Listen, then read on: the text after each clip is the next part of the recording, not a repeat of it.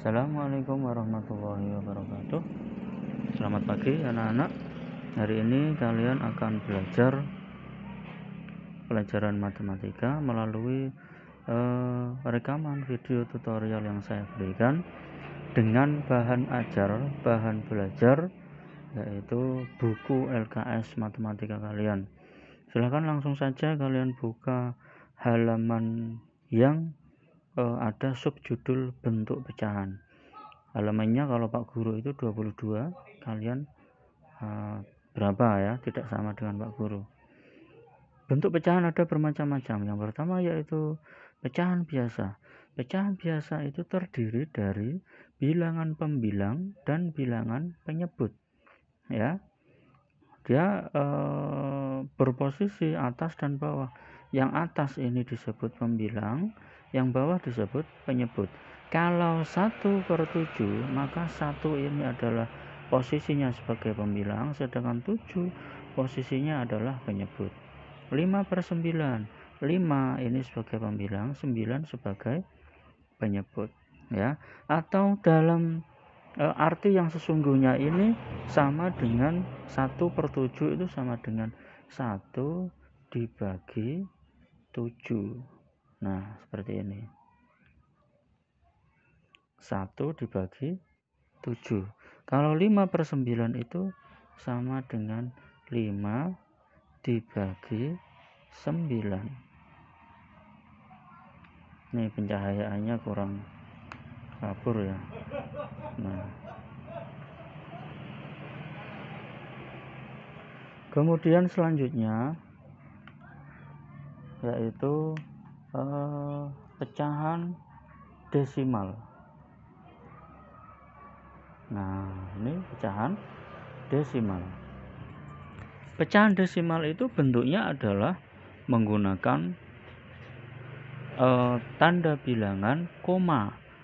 Nah, dalam contoh ini 0,7, kemudian 0,65 dan 0,785.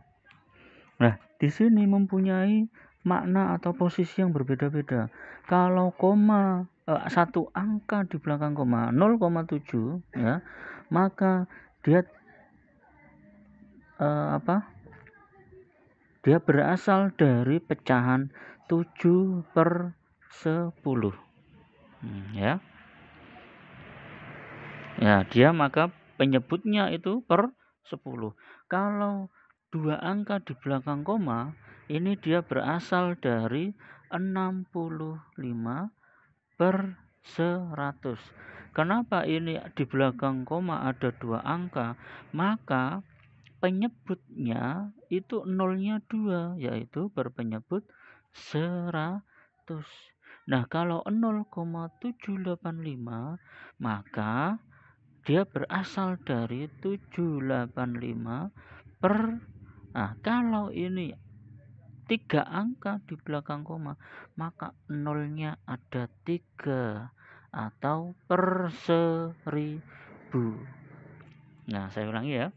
Jadi seperti contoh 0,7 itu di belakang koma ada 1 angka, maka dia berasal dari pecahan biasa yang berpenyebut 10. Kenapa? 10 ini nolnya 1. Nah, ya, di belakang koma itu 1 angka, maka di bawah per ini nolnya 1. 0,65 dia berasal dari bentuk 65/100, sebab di belakang koma ada 2 angka, maka pernya yaitu ada 2 nol, yaitu 100. Nah, kalau 0,785 di belakang angka di belakang koma ada 3 angka, maka nolnya juga ada 3. Penyebutnya yaitu per 1000, nolnya 3, 785/1000. Nah, ini adalah bentuk pecahan desimal yang berasal dari pecahan biasa. Nah, selanjutnya ini ada contoh lagi. 0,5 itu dari mana? Dari berapa?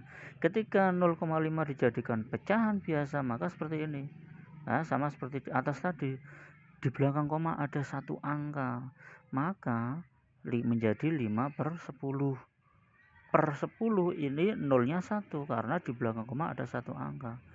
Nah, beda sama dengan 0,25. Di belakang koma ini ada dua angka, maka pernya itu per 100, nolnya juga 2. Di belakang koma ada dua angka, maka di sini nolnya juga harus ada 2. Di belakang koma ada satu angka, maka nolnya juga 1. Ya, itu untuk agar kita lebih mudah dalam memahami dan mengingat-ingat caranya, yaitu cara mengubah pecahan desimal ke dalam bentuk pecahan biasa. Nah, ini kenapa menjadi 1/2? Karena disederhana 5/10 disederhanakan menjadi 1/2. Caranya yaitu dibagi dengan bilangan yang sama. 5 dibagi 5, 10 juga dibagi 5. Demikian juga dengan ini, 25/100 menjadi 1/4 dibagi menjadi dengan bilangan yang sama. 25 dibagi 25, 100 juga dibagi 25. Demikian juga sama dengan 0,8 dan seterusnya. Nah, sekarang bagaimana dengan pengubahan pecahan biasa dari pecahan biasa untuk menjadi ke pecahan desimal? Ini caranya bagaimana? Nah, mudah. Kebalikannya dengan tadi. Kalau tadi pecahan desimal menjadi pecahan biasa, itu dia langsung diubah per 10-an atau per 100-an atau per 1000-an. Itu kalau untuk menjadi pecahan biasa. Nah, bagaimana dengan pecahan biasa untuk menjadi ke desimal? Maka dia harus penyebutnya ini, ya, seperti ini 3/5, ya, 3/5. Penyebutnya, semua penyebut yang ada pada pecahan biasa ini harus dijadikan per 10-an atau per 100-an atau per 1000-an. Nah, gitu. Misalkan ini 3/5, penyebutnya 5, maka 5 ini harus, maaf, bentar. Nah, ini ya.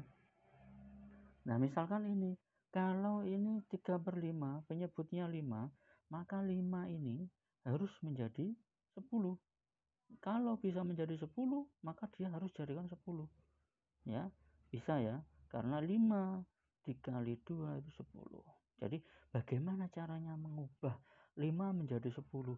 Maka harus dengan cara mengalihkan 5 kali 2. Kalau yang penyebut dikali 5, dikali 2, maka pembilang juga harus dikali 2. Saya ulangi ya. 5 harus dijadikan 10. Bagaimana caranya? Caranya 5 itu dikalikan berapa agar menjadi 10, maka dikalikan 2. Nah, kalau penyebut yang bawah ini dikalikan 2, maka yang atas juga harus dikalikan 2, yaitu 3 kali 2. Karena harus dikalikan dengan bilangan yang sama. 5 kali 2 menjadi 10, 3 kali 2 menjadi 6. Nah, kemudian bagaimana untuk mengubah ke desimal? Kalau sudah berpenyebut 10 atau 100 atau 1000, maka baru bisa dijadikan desimal. Ya, tinggal lihat, kalau pembilangnya lebih sedikit dari penyebut, saya ulangi, pembilangnya lebih sedikit, ini hanya satu angka, bilangan 6 tapi satu angka. Sedangkan penyebut itu 10, dia angkanya ada berapa? Ada 2, maka pembilang lebih kecil daripada penyebut, maka hasilnya menjadi 0, 0, berapa? 0, pembilang 0,6. Ya, seperti itu. Nah, sekarang 6/25, ya, penyebutnya yaitu 25, harus dijadikan 10 atau 100 atau 1000. Ini per 25 harus jadikan per 10 atau per 100 atau per 1000, ya. Nah, ini per 1000-nya, ini 25 untuk dijadikan per 10, maka tidak bisa, karena 25 lebih besar daripada 10. Loh, kalau jadikan per 100 bisa enggak? Bisa, yaitu dikalikan dengan 4. Kalau 25 kali 4, maka 6 juga kali 4, yaitu menjadi 24 per 100. Nah, selanjutnya langsung dijadikan desimal. Bagaimana? Nah, ini dilihat. Sama seperti atas. Kalau pembilang lebih kecil daripada penyebut, maka hasilnya pasti 0, hasilnya 0, saya ulangi. Pembilang itu lebih kecil daripada penyebut. Pembilang itu hanya 2 angka. Ya. Penyebutnya ada 3 angka. Maka hasilnya desimalnya harus 0, 0, berapa? 0,24. Nah, ini saya beri contoh, misalkan kalau ini 2 angka dan 3 angka. Kalau misalkan saya jadikan seperti ini, 124 ya per 100 sama dengan, nah ini perhatikan baik-baik ya. Pembilang ini ada berapa angka?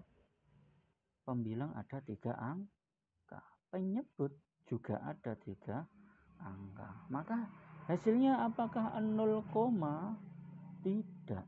Kenapa? Karena pembilang dan penyebut ya, pembilang lebih besar daripada penyebut. Pembilangnya itu 124, penyebutnya itu 100. Maka desimalnya berapa? Desimalnya maka menjadi nilai utuh dari pembilang, yaitu 124, komanya tidak di 0, tetapi 1,24 ya. 1,24 bukan lagi 0, karena pembilang lebih besar daripada penyebut ya.